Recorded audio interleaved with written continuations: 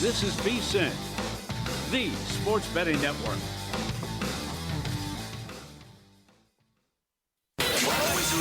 Follow the money. That's what I always say. You always follow the money. Yeah. This is Follow the Money with Mitch Moss and Paulie Howard on VSiN. Here we go. Welcome in. Follow the Money on VSiN, the sports betting network. Mitch Moss along with Paulie Howard. We are live in downtown Vegas from the Circa Resort and Casino. Huge 3-hour program lined up. We are loaded to the gills. A lot on the NHL Stanley Cup Final, the NBA Finals, today's Major League Baseball card as well. Brian Mahoney coming up has covered the Knicks and the NBA for a long time for the Associated Press. We'll talk to him about the finals, get his preview of it in 30 minutes. Jeff Seeley, best bets in an hour for the Memorial.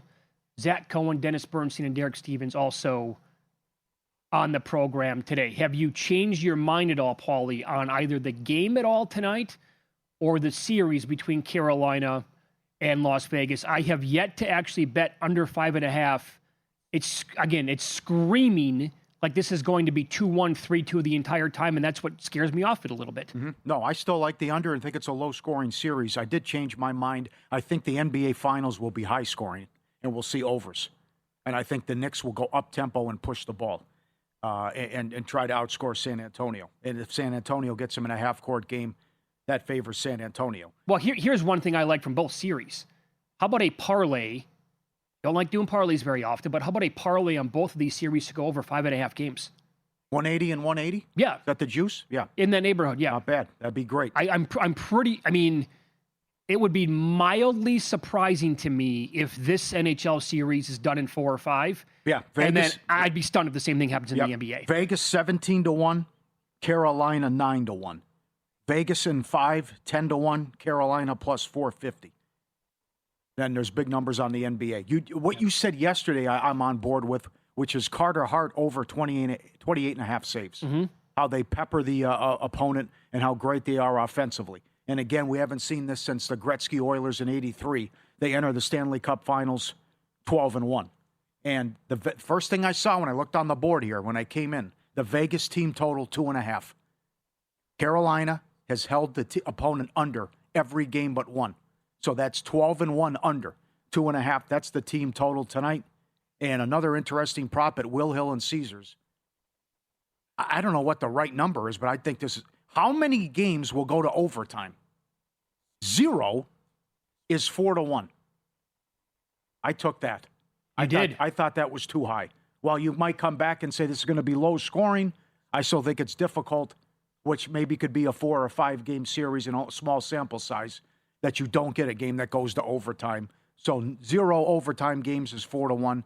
Will there be a double overtime game is 3-1. And we touched on the shutout.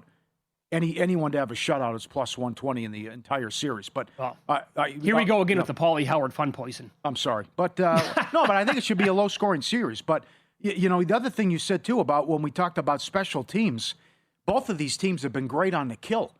It's one thing to kill off all these penalties. Look at the shorthanded goals. That's the other thing. Yeah. Like Carolina was doing that. 92% kill in the playoffs. So Vegas has a better power play, but I don't expect a lot of power play goals. I also expect a low-scoring series, and I think it's a toss-up. It's even though you got this team on this great run, it's hard to judge Vegas on are they the team that just ran through Colorado or the team that was thoroughly outplayed and lucky to beat Utah in the first round. Well, here's what I want to see tonight. I want to see the Golden Knights set the tone against Frederik Andersen because his saves prop is 21.5 as they just flash on the screen. What if the Golden Knights pull off like 35 shots tonight and Frederik Andersen is starting to just see pucks that he hasn't seen the entire playoffs so far? And does he turn in? Everybody's waiting for this guy to turn into the pumpkin that he's been in previous years. Not going to happen. Not going to happen the entire series? No. Because here's why I'm bringing that up. He said one bad game, and it wasn't his fault. That was that sloppy first period. There were silly turnovers, and they had the epic layoff. So high danger chances in the entire playoffs, all teams included here. Montreal leading the way with 151. The Golden Knights 148, Carolina 145 right on their heels. But here's a couple of numbers that stick out to me. High danger chances allowed. Montreal allowed 197, by far and away the most allowed in the entire playoffs. VGK 139. Carolina has only had, 97 high danger chances allowed. Seventh most allowed in the playoffs. That's it. Like, the defense is doing everything. And shots faced so far in the playoffs, Carter Hart has seen 476 shots. Frederick Anderson, 289. Yeah, that's incredible. Yep. So that's my thing. Like, what if the Golden Knights all of a sudden, if they blow by that saves prop, 21.5, and they put like 35 shots on net tonight, is he going to come up with 34 saves? I don't see that, but that's an interesting conundrum you throw out there. But I just don't think they're going to give that up. Since the second period of the Montreal series, it's 153 to 77 shots on goal. And what they did from game 2 on was historic. How Montreal, and we all agree Montreal was a good team. Yeah. I mean, what they did, and that was impressive, beating Tampa and to get to the conference final. But they made it look so easy, and I just think they're much the best here. And maybe when we go revisit this in a week, maybe $1.45 was a gift. With home ice, with a 12-1 run, a fluke loss, winning these low-scoring games, and oh, by the way, they're dangerous on offense because they obliterated Montreal to close that out. And I know the shots on goal isn't the be-all, end-all, but what they did to thoroughly outplay and tilt the ice and dominate Montreal was impressive after game 1. How about the two different paths in order to get here? Remember, we had Lou Finicaro on last week. He likes Carolina in 6 games, and he thought the path for the Golden Knights is going to wear them out because he also thought the path for Colorado took a lot out of that team, and that's why the Golden Knights were able to sweep Colorado, and you can't put too much stock into it. Kind of his point is that he thought the Kings, albeit it really wasn't an overall dramatic series at all, he said they're so big, they beat up Colorado. Same thing with Minnesota in the second round, and that's why the Golden Knights were able to take care of them in 4 games. So if you're going to look at, with Tortorella, they're 19 and 5 in those 24 games overall since he took over. Mm-hmm. But his point was, they were absolutely live to beat Colorado in that series. And it just so happens that they finish them off in a sweep. I also heard on how good Ottawa was. A lot of people thought Ottawa was a very good team, and they swept them, too. Forget about that. He's only the 3rd goalie ever to start 12-1 in the playoffs, and he's got the 1-4-1 goals against. They are giving up 1.62 goals per game in the playoffs. So with an incredible penalty kill, great special teams, and an unbelievable hot goalie with a dynamite offense, I think we're going to look back and say Carolina was too short here, and Carolina was much the best. Let's hear from a VSiN host here, Stormy Buonantony, who was just on with Money Moves with Jonathan Von Tobel. In fact, we recorded the latest Pot of the Futures podcast last night. Stormy was our guest breaking down the series. She had a great breakdown on why she likes Logan Stankoven to have the most shots on goal in this series. One price I think was just mispriced in the market when I was going through some of these series leaders. Logan Stankoven, 16-1 for most shots on goal in the series. He is entering this series already leading all players in the final in shots on goal with 46 in 13 games, compared to like Vegas leaders in shots on goal are Eichel and Dorofeev, who have 42 in 16 games. So like the way that second line has produced, they have looked more like a top line than the Canes' actual top line has. Stankoven, Hall, and Blake, they've got a 12-4 goal differential in their favor. They're driving offense left and right, and Stankoven has been at the core of that. Svechnikov is your favorite at plus 230. He's got 7 fewer shots on goal, 5-on-5. Jarvis, second for Carolina, plus 370. He's got 13 fewer than Stankoven in all situations, 20 fewer 5-on-5. Like, I know his time on ice numbers are lower, and maybe you just expect the top line is going to produce in the Cup final more than your second line, but the second, I don't know why we should expect that line all of a sudden to be held in check when they have been awesome all year long. So 16-1 just seemed like an absurd price in that market, in my opinion. Thought that was a great breakdown Very from good. Stormy last night with us. You can ladder him, too.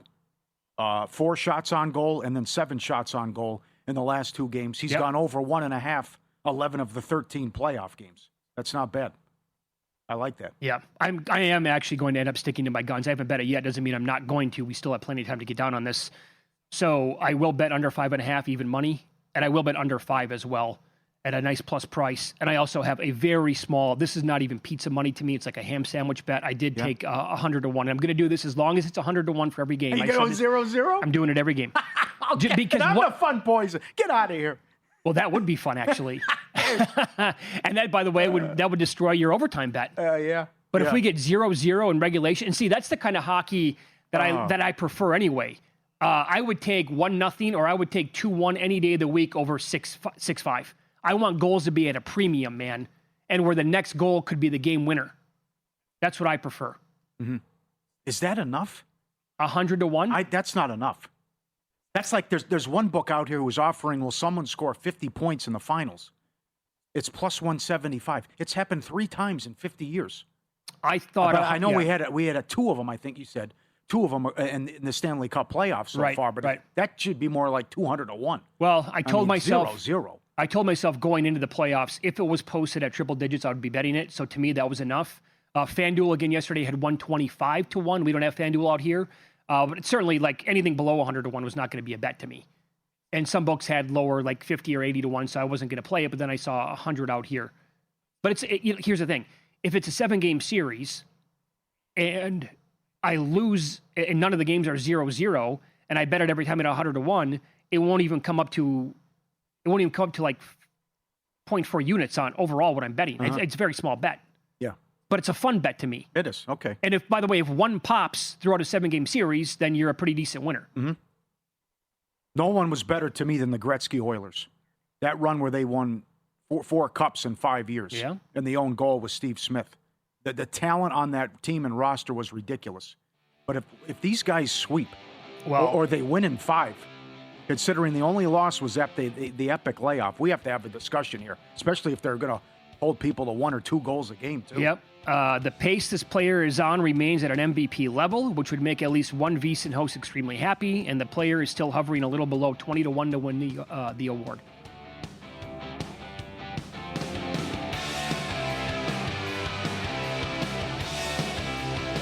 So you're listening to this podcast because you want an edge. But what if I told you you're only halfway there? You've got the mindset. Now it's time to get the toolkit to match. Here's the thing. Pro bettors spend thousands on data and tools, but what they don't want you to know is you can get the same edge for a fraction of the cost with VSiN Pro. With VSiN Pro, you get access to expert picks, public betting data, prop projections, powerful tools, analytics, and more. Tap the link in the description and see why thousands of bettors are already using VSiN Pro to cash more bets.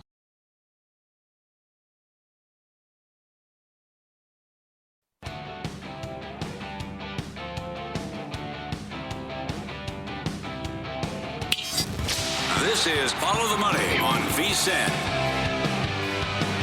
So we get Game 1 Stanley Cup Final tonight, Game 1 NBA Finals tomorrow night, and we head to New York right now. Go out to the Progressive Guest Line. Brian Mahoney, longtime friend of the show, great guy, has covered the NBA and the Knicks for a long, long time for the Associated Press. Brian, thanks for the time as always. We appreciate it. Can you possibly describe the pandemonium going on in that area right now with the Knicks? Oh, it's pretty enormous, Mitch. As look, there's Yankee fans, Mets fans, Jets, Giants, whatever in these other sports. But right now, it's just everything Knicks, and that's news, sports, everything. So, it's been a long, long time, and it's even sort of dwarfing the World Cup right now, and that was supposed to be the biggest thing in the world this year. So, it's just incredible, and it's only going to kick up more next week, obviously. Well, you cover them a long time. There's some terrible teams and a lot of bad seasons and a lot of horrible moments. And I know you tweeted this before the playoffs started, that there was a picture of Brunson in the Garden and how everything changed once they signed him. And a lot of people thought they overpaid for him. And we've been through that as well. If they're able to do this and he wins Finals MVP, where does he go all-time, Nick? Yeah, Paulie, it's amazing. They've been around 80 years, original NBA franchise, but they just haven't done much winning. And so if Brunson can get them this title with the individual stats he's already put up, you're probably talking, high up in that top 5 already. So that's what's on the line. It was totally unexpected when he came here as a, second-round pick. So he's been incredible, and he's got them to this point, and the expectations have changed, and maybe now they can get one. If the Knicks do go on and win this entire thing, Brian, can you make a case for anybody not named Jalen Brunson to win the Finals MVP? I don't think so. The only one I maybe would consider is if Anunoby has a great scoring series and the Knicks win, and then he's probably going to defend Wembanyama a lot, and maybe then someone might look at the two-way, what he accomplished, and he'd be a guy to take a shot at. but the ball's going to be in Brunson's hands. The superstars tend to win this award, and I would think if the Knicks win, it would have to be him. Do you take anything from the 3 regular season meetings? It's hard to say because the Knicks were playing great when they played in San Antonio. The Spurs beat them. The Spurs were on a long winning streak, I think 11 in a row when they came to the Garden. The Knicks beat them there. Yep. Whether those were just fatigue things, whether it was the right time for the matchup, whatever, it's hard to really say. I will say that the Spurs, those guards have gotten a lot better since then, the younger guys. The Knicks feel like they sort of have someone who can play in Anunoby against Wembanyama a little bit. We saw him do okay in that matchup. So there's things both teams like about it, but I can't take too much of it. It's what they normally say anyway in the postseason. Yeah, okay. Do you expect them to go up-tempo and push it? And they had so many fast break points against Cleveland. I think so. They really obviously feel comfortable pushing the ball. They forced a lot of turnovers in these playoffs, and they feel comfortable with the guys who rebound like Josh Hart, who can take the ball off the dribble immediately to get them going. So they feel like that they can do that there. On the same hand, look, the Spurs, those guards come in waves, and they like to play fast too. So I think both teams will look for that opportunity anytime they can get it. Okay. The other one is the Robinson injury. He's supposed to be good to go. Can he be an X factor here? We know OG will be on him, but can Robinson contain Wembanyama, and if he can make a difference in this series? Yeah, Paul, if he can't play and can't play well, that's a problem for the Knicks. They do need him to be able to sort of wear Wembanyama down a little bit, to sort of open the floor with some lobs, a pick and roll. So on both sides of the floor, they need to have him out there a little bit. Mm-hmm. Who knows? If your hand is that bad and it's going to be hard to catch the ball, we don't know. We haven't seen him practice. The Knicks haven't told us much, so we're not really going to know until we see whether it's game 1 or whenever he gets on the floor. But it would be important for the Knicks if he cannot go with the way they need him to. Brian, how about some of the others, I guess, so to speak, here for this Knicks team that will be coming off the bench, much like Mitchell Robinson, and that would be Landry Shamet, who was so good in that series against Cleveland, and also a guy who can fill it up when he gets to playing time, Miles McBride. What do you expect from those two guys? Yeah, Mitch, you're absolutely right. They need those guys to keep going. Shamet was incredible in the conference finals. McBride has been great most of the playoffs. And, that's part of the reason they're on such a roll they are. Usually in the playoffs, the longer you go, maybe the shorter the rotation gets a little bit. That's not the case with these Knicks. They're almost opening up the bench more because everybody has been playing well. There's no one who's coming in and not contributing right now. You mentioned it earlier. So they keep sweeping teams, and then their opponent goes 7. Do you think fatigue can play a role in this series, and the Knicks have a big edge there? I don't know if it matters much this time because the Spurs still get a decent little break here, whatever it is, 3 days since the Game 7. Philadelphia and Cleveland, those teams only got 1 day off, and they were playing some physical series. So I don't think it matters as much here. I think it matters sort of more to the Knicks. They didn't handle it well in Game 1 against Cleveland. Yeah. They were lucky to come back and win that game. Let's see how they look in Game 1 this time after another long break. Yeah. Do you think that the Knicks in any way have been lucky in terms of their number 1 all-time during this run in effective field goal percentage, and the opponents are only shooting 32% on wide-open threes? While it's been complete dominance and record-breaking what they've done, has there been a luck play to any factor in this to you during this incredible run when they were down 2-1 to Atlanta? I think there has been some luck, Paulie, in the fact that some of the, they were supposed to have to go to Boston in round 2. Right. We would have rested Boston, and then it goes 7. Philadelphia gets no rest. They were supposed to, in theory, go to Detroit, who hammered them 3 times. Instead, they get Cleveland, who was tired, and get home court. So those things all add up, and then you look at health, too. Look, Anunoby, when he went down in the playoffs with the hamstring, we thought he could be lost for a certain amount of time. He only missed a couple of games. If that goes differently, then who knows? So luck is always a part of it. And, look, they've been great. Don't get me wrong. I don't want to slight them. But certainly playing tired teams who are lesser teams helps a little bit for sure. We all talk about the youth, obviously, on the Spurs, and they are second now all-time in terms of points in the playoffs by players under 22 years old to the 2011 Thunder team. But also, like their head coach, very, very young as well. Will that be a factor, you think, in this series? I don't think at this point, they've played long enough in this postseason. Having to go into Oklahoma City and beat that team on the road in a Game 7, I can't imagine there's any better experience you need, no matter how young you are. So I think they'll be fine. Maybe some jitters early in Game 1, but I don't think they'll last at all to be significant. Who are you picking to win? Gosh, I guess I'm going to make it. I think they're so even. I'll just go with the home court, and I'll say Spurs in 7. I could see the team pulling it out, so I guess that's the safest pick, I guess, in this point. Okay. Has Wembanyama exceeded your expectations and what you thought going into this year and his career already at 22? By a mile, Paulie. I thought, sure, he's going to be good, and you could watch him when he started. But to take the leaps he has every year when he was already that good in the beginning, there's really nothing he can't do that I can imagine. So, I thought he was going to be good, but I can't ever imagine I thought he'd be this fast anyway. Well, it's not to the level of the Knicks obviously playing the Chicago Bulls and Michael Jordan in the Eastern Conference Finals, because Jordan was Jordan and he was still established at that time. But Brian, we might be looking back at this in, 4, 5, 6, 7 years and saying, my God, Wembanyama turned into Michael Jordan. And that series against the Knicks was an all-timer. It's very possible. This is a great showcase, playing in the, NBA Finals against New York. Obviously Jordan in the conference finals had to go through the Knicks a couple times, and those games get magnified. And, if this guy this young can come and win on the biggest stage in sports to a lot of people, I think it'd be just an incredible achievement. And there's people who we talked about this previously, like aren't even basketball fans who are talking about this guy. So he's really bringing a lot of people to the game, and there's going to be a ton of eyeballs now, and I think he's going to be up for the challenge. Well, you enjoy it because you had to go through some bad seasons and watch a lot of bad basketball. So enjoy it, and we'll talk to you soon. Appreciate your time. I'll pat my back on Game 3 when I get there, and we're in the Garden for the finals. Yeah, absolutely. Thanks, Brian. There you go. Brian Mahoney on the Progressive Guest Line. Spurs in 7 plus 350. Knicks in 7 plus 750. That's here at Circa. And what do they have? Knicks in 6. I think that's 8 to 1, something like that. Because Knicks in 5 is 13. I can't see the board on 6. 5 is 13. Knicks in a sweep is 17. Okay. But he's exactly right.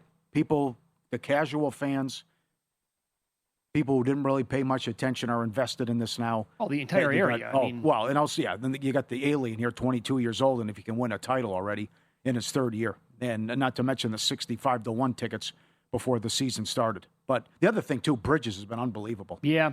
So, you go back a month and a half ago, it was bedlam. It was fire Mike Brown. This is a disaster. We're down 2-1 to the Hawks, and McCollum ripped our heart out back-to-back games. And then everything changed, and Bridges found his game, and they've been so good, and now it's 11 in a row, and plus 262 point differential, and an offensive rating of 123. It's nuts. I'll give you a stat coming up next at VSiN that tells you the point spread probably is not going to matter. Yeah. Because it hasn't a lot over the recent years, win-lose as well, and next team odds for players currently on the Oklahoma City Thunder roster next year on VSiN.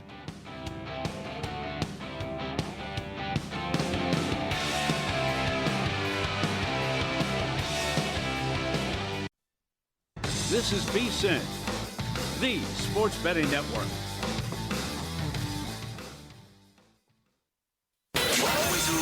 Follow the money. That's what I always say. You always follow the money. Yeah. This is Follow the Money with Mitch Moss and Paulie Howard on VSiN. Thanks for checking in. We're live in Vegas. Circa Resort and Casino is the spot. Busy hour coming up. We'll get into today's Major League Baseball card with some bets in 15 minutes. Derek Stevens on the program, bottom of the hour. A lot to get into with him in 30 minutes. Right now, we head to Raleigh, North Carolina as we go out to the Progressive Guest Line. It is the site for Game 1 tonight of the Stanley Cup Final. Carolina hosting Vegas. Dennis Bernstein, thefourthperiod.com, SiriusXM NHL Radio as well, joins the program. DB, good to see you, my man. How are you today? Mitch, I'm doing great. Can't wait to get out of Raleigh and get to Vegas for Games 3 and 4. All kidding aside, big game tonight. The city's buzzing, so looking forward to a long Cup Final between Vegas and Carolina. Well, hold on a second here. Set the scene. It's got to be buzzing, correct? Yeah, no, it's buzzing. It is. Around the arena. Yeah, they tailgate here. They think it's like football. So it's and all kidding aside, it's a very loud building. It's as loud as the Fortress. It should be a great setting tonight for Game 1 between the Canes and the Golden Knights. Okay, first thing you want to do, you're on the under 5.5. How low scoring could this series be, and do you expect it to be like a boxing match here for the first couple games? Yeah, I think for this game one is like round one of a boxing match. Like these teams will feed each other out. I don't think a lot of offense, a little bit of rust. These teams have been off for a few days. I'd play the under in these games until I'd lose. Because I think they're going to be 3-2, 2-1 games. I really do. I don't think there's going to be a lot of scoring. There'll be contentious games. I just don't think a lot of goals will be scored in the series, and certainly at the first couple of games at least. So how nuts do you want to get with the under then? Because like you said, 5.5 under is even money. You can go under 5 and walk out of there with a push at like plus 170. You want to go down to like 4.5, or are you getting into like dangerous territory there? But that also under 4.5 pays like almost plus 240, DB. Yeah, but under 4.5, if it's a 3-1 game, they're going to the losing coach is going to pull the goalie. It's going to be 4-1. So I would stay away from that. I'd just stay with the 5.5 right now. Play it safe. And I think game one, Mitch, could be an indicator of how you would play the series going forward. So I would lay off that. I think if you want to tease it down, I think I'd wait to game 2. Okay, so let me expand on this for a second here, because I asked Paulie this earlier. He gets infuriated when it's a 1-goal game and all of a sudden the goalie gets yanked with 3.5 minutes to go. Game 1 tonight and for the series, under that scenario, again, it has to be a 1-goal game. At what point do you think either goalie gets yanked? Yeah, I wanted to. At one point in the game, you're saying? I would think it's changing now, Mitch. It used to be like 90 seconds. Yeah. Now, even a 1-goal game, it could be 3.5 minutes. It really could. You could maybe even tease it to 4, depending on how the game flow is going. So I think it's changed, Mitch. I've covered this game for a long time. It used to be 2 shifts, you get it, and now that's 3.5 minutes. You could probably see the goalie pull. What's your level of confidence in Carter Hart that we don't see the Carter Hart from the Utah series? Here's the difference. Freddie Anderson has to play well for the Carolina Hurricanes to win, because that's how they built this team. It's on structure, defense, and goaltending. Carter Hart can give up 3 goals in a game because his team can score 4. They have the better offense stages. So you don't need Carter Hart to be the better goalie. What you need Carter Hart to do is not be Stuart Skinner and give up bad goals and give up momentum-changing goals. So he can withstand giving up 3 goals because there's enough firepower with William Carson back in the lineup for them to overcome that 3-goal margin. I don't think Carolina can do that. So, yeah, I think Carter Hart's good enough to have this team win because they don't really need him as bad as Carolina needs Freddie to play well. Where are you at with the competition that Carolina has faced thus far to get here? It's funny, Paulie. The team had 113 points in the regular season, which is a great total. It's not record-breaking, it's a total. And they're 12-1 in the playoffs. And people are still trying to poke holes in this team. They're an excellent team. They don't have holes, right? So I'm very confident that they can win the final. They're good enough. But here's the thing, Paulie. If they don't, they're favorites. If they don't win now, when are they ever going to win? Because they slayed the Dragon of the East. It wasn't a Florida team to play. Yeah, they played competition, but what did Vegas? Vegas played a Colorado team that McCarr and McKinnon were hurt. So I don't think that matters, Paulie. At this point, I don't think it matters. I think the best team is going to win. I think that level of competition stuff, I think it might matter in the regular season. I don't think it matters when you get to the Stanley Cup final. Well, I agree with you. You're right. But what if they win this in 4 or 5? What if we're talking about a 16-1 or a 16-2 run through the whole playoffs to win the whole thing? That's historic stuff. That's just a manifestation. And you know what it also is? It's a referendum on 2 things. Like Vegas is an all-in team. Like they make trades. They go in. They signed Carter Hart when he had his issues off the ice and he was injured. And they traded for Jack Eichel when they had bad neck. But Carolina is different, Paulie. They are about structure and building from within. They don't take big swings. They don't have a lot of money. It's really a difference, like all in versus structure and how to build teams. So it's really, I think, a matter of which team gets to a championship by very, very different matters. Well, more on Anderson here, because my whole point is about him winning the Conn Smythe. He really hasn't had to do much. It's been all the defense, right? The amount of shots that he has seen so far is so limited. And I'll give you an example here. So in Game 5 against Montreal, he looked at 23. He had 23 saves. In Game 2 against Philadelphia, he had 34 saves in overtime.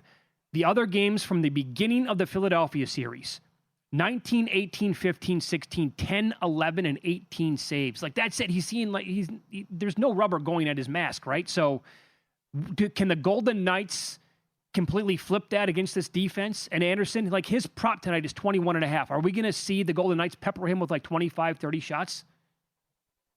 Oh, I would play over 21.5. I think Vegas has enough offense up front. Their top six is a match with the top six of the Carolina Hurricanes. But Mitch, don't penalize Freddie Anderson. His save percentage is .931. That's the average in the league is .904. Like you can't criticize him because let's say they win in 6. So his record would be what? 16-3 and a .930 save percentage? That wins it because there's no other guy on Carolina that's really crushing it. Like if Stankova gets 2 hat tricks and he gets 13 goals in this series and somebody really emerges. But here's the thing, Mitch. That's not the way this team is built. They're not built on superstars. So nobody, I don't think, is going to emerge and put up big numbers in the Cup final to offset what Freddie's doing in net.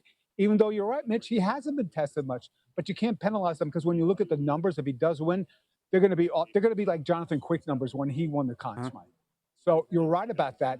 But it's more a function of how this team is built without superstars that makes Freddie the favorite to win the Conn Smythe from Carolina. Okay, so we're all expecting a low-scoring series. So then can Hart pass Marner for Conn Smythe then if Vegas wins? No, because, voters are human beings. Mitch Marner, let's say, gets 5 points in the series. Mitch Marner is going to get it to tweak everybody. The people, listen to Toronto media. All they're talking about is Mitch Marner. So Carter Hart would have 3 shutouts and stand on his head. He's not going to stand on his head. It's not going to happen. So I think it's going to be Marner or Eichel. I don't think it's Carter Hart. Plus, I think Carter Hart's off-ice issues may steer some voters away from voting him for the Conn Smythe. No, I'm with you on that. That's understandable, no doubt. So you think it goes 7. Carolina in 7 is plus 430 here at Circa. Game 1 under 5.5. Vegas plus a goal and a half. You think it's a 3-2, 2-1 game? Yeah, I do. Yeah, I think this is a close to the vest. Again, both these teams are feeling. Mitch mentioned Carolina's not going to give up a lot. They're going to have a lot of puck possession. So I think this smells like a 3-2 game. And I think most of these games are going to be 3-2. That's why I'm sticking with the 5.5, under 5.5 until I see something different from these teams. But I think it's a filling out process. And I see it as a low scoring game, at least the first 2 games. What do you expect out of Jackson Blake? Anytime point. That's the best line's their second line. Blake, Taylor Hall, who's really invented himself in Carolina, and Stankova has been their best line. So if Carolina is going to win the game, they're probably going to get production from that line. Yeah, Aho's line has to produce as well for them to win. But with respect to just doing a prop bet, I love that line. I think Jackson Blake's an underrated player, so I like him to get an anytime point. Yeah, take a peek at Stankova. Shots on goal leader for this game, over shots on goal for the game, and maybe for the series as well. That's 16-1 in that neighborhood. You've been covering this sport for a long time, like you said. Now that we're in the 9th year of the Golden Knights and they're in their 3rd cup, the people that you talk to going from city to city, are they tired of this team and the success that they've had in the first less than decade? You're talking to a Rams fan. They're the NHL version of the Rams. Yeah. They're all in. Here's the thing, Mitch, they don't care. They don't care about public perception. They don't care about media perception. No, of course not. They just want to win. Yeah. Right? And if you're a fan of the team, that's what you want. If you want your GM to be aggressive, and Kelly McCrimmon is ruthless. He is, and so is George McPhee. They fired a great coach with 3 weeks left in the season because the team wasn't responding. They don't care, Mitch. They really don't care. People are tired of them. It's a great success story. And every franchise, and when you talk about expansion, what's the model? The model is in Seattle because they made the playoffs once in, 5 years? The model's Vegas. And I know it's different from an expansion standpoint. But Mitch, they don't care. They just want to win, and they'll do anything in their power to win games. Well, I admire that. Yeah, well, you should. It should be. I would agree with that. How is it going to go over in Canada, specifically in Toronto, if they win the series and Marner takes home the Conn Smythe? It will eclipse Jay's talk in Toronto. It's all they're talking about. It's like they're so focused on Marner in Toronto, and he's played well, and he said, I had some dark days in Toronto, and I'll talk about it once this Cup final's over. So he has a chip on his shoulder. He's playing great, and it was the right decision for him to land in Vegas. He's done very, very well. All right. So under your scenario, then Anderson takes home the Conn then, right? Yeah, I do. Yeah, Yep. yeah. If they win in 7, I think, because I just don't think there's going to be a lot of scoring. So I don't see anybody else getting it from Carolina. They would have to have a huge run, which, again, they're not built for that. And I don't think they have the players that can explode like that. There's no Connor McDavid or Leon Draisaitl for playing for Carolina. So I think it's pretty interesting. Very good. Enjoy Raleigh and the game tonight and the series. We appreciate it, Dennis. Always great being on Follow the Money, fellas. Appreciate the time. Talk to you soon. Dennis Thanks, Bernstein, thefourthperiod.com, Sirius XM NHL Radio as well. Follow him on X at Dennis TFP. Baseball next. I'm going for instant gratification tonight. I'll explain why next on Follow the Money. It's VSiN, the Sports Betting Network.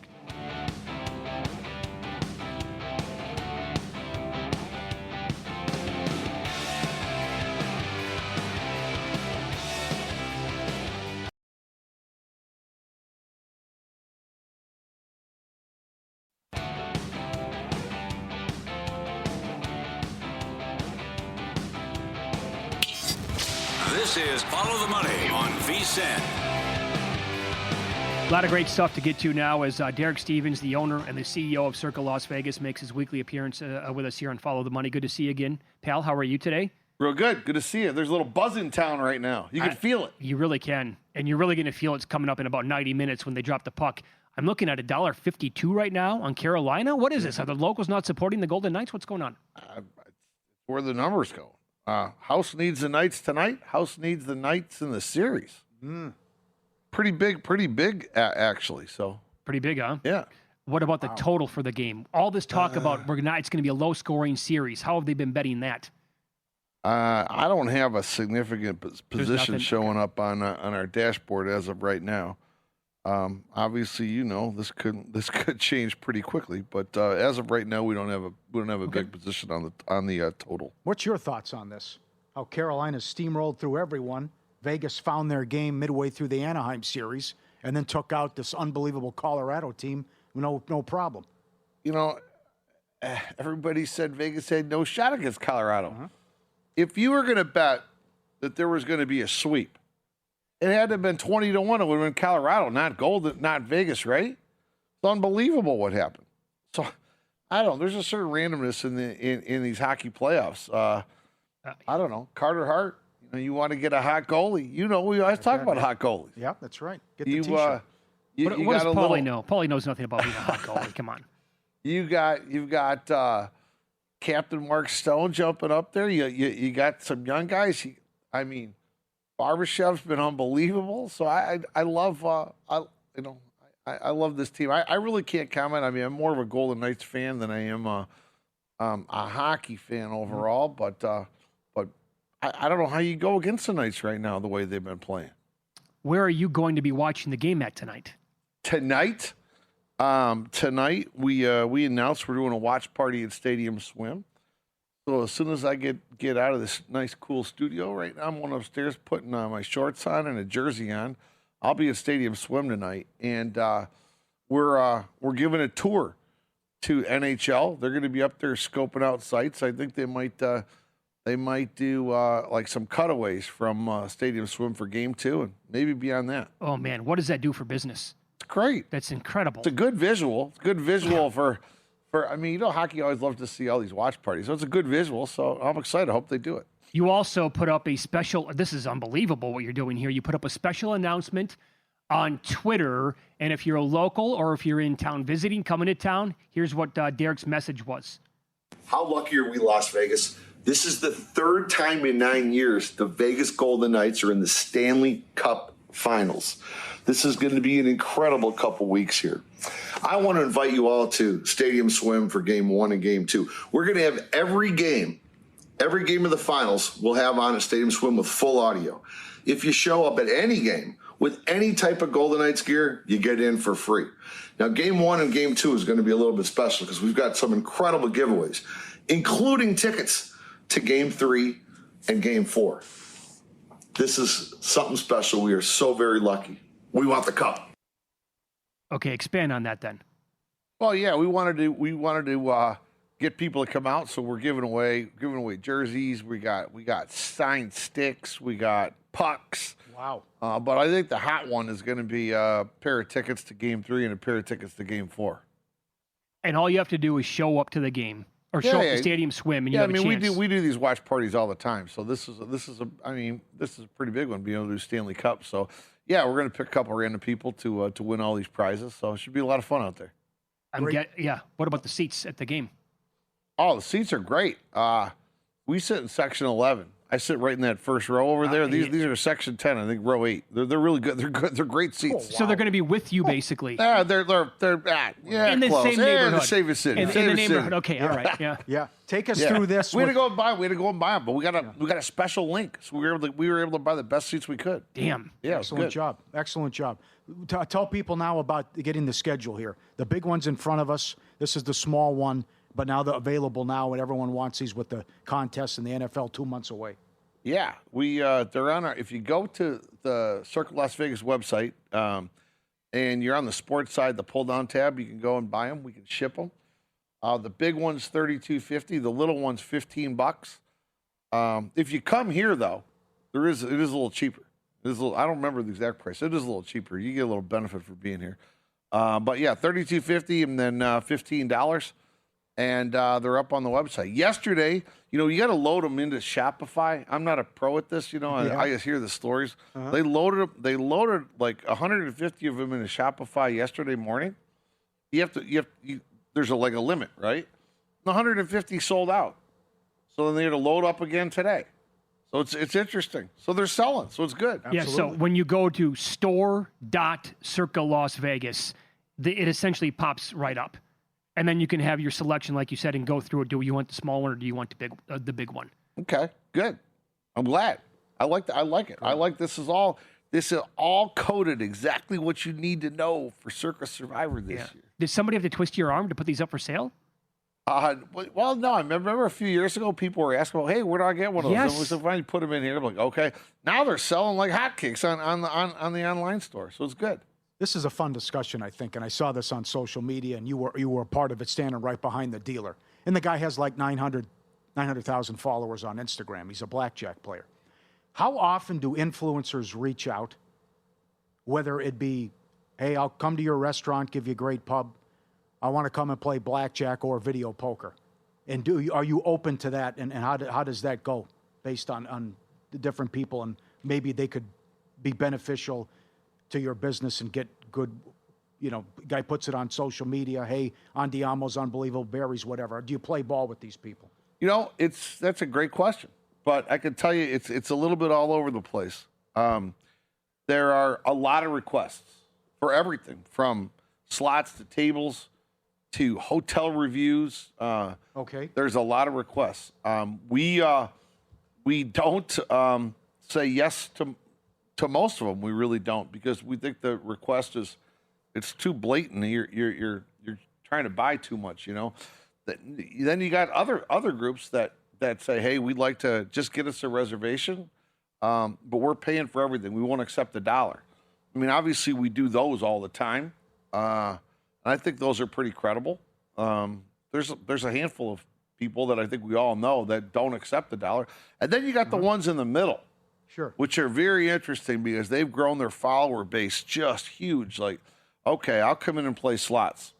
There's a place down the street that does it. They're going to give you $20,000 to go play slots on a given night. Now they make you run through it 10 times or whatever for the pub, and that's become a very good business model for a lot of people. We really don't play in that game too much, but I've thought about it. I might play a little bit, but so far we haven't really. We've never signed up anybody saying, hey, we're going to give you $5,000 to play blackjack, or we're going to give you $10,000 to play slots. We've never really got into that element of the business, but certainly some places do. Okay. How about this, Paul? So my wife is a food writer now and has been for about 5 years, and she gets invited almost everywhere. And so she's doing this stuff on Instagram as well. We were at an event with Jose Andres over the weekend. Right? His restaurants are absolutely as good as they get. So he's there. There's one person there who's really young, 1 million followers, right? And I asked Lorraine, because I go out with Lorraine occasionally, and we completely overtip. I think you have to in that spot, right? If it's going to be comped, whatever, you're going to go above and beyond. She told me a huge problem is a lot of the influencers will never tip. Oh, God. And I'm like, then you stop it. Then they should never be able to go anywhere ever again.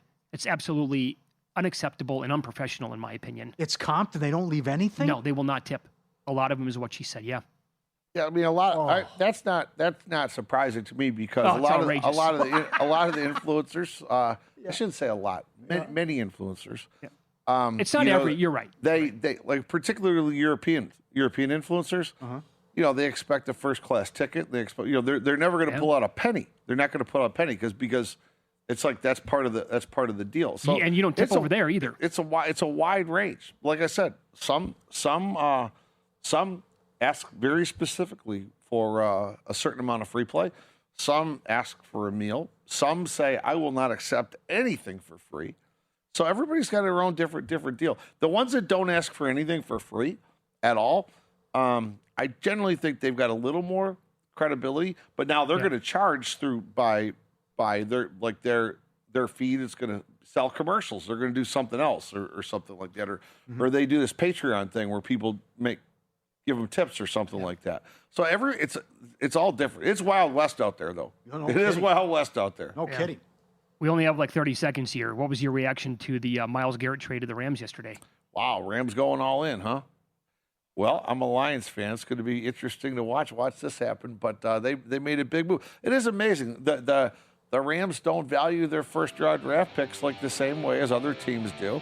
I mean, if I was a Browns fan, you knew you're not going to win this year. Yep. I thought the Browns kind of got a haul in many ways over time. So maybe this is one that works out for both sides. Great to see you again. Yep. Have a blast with the game tonight.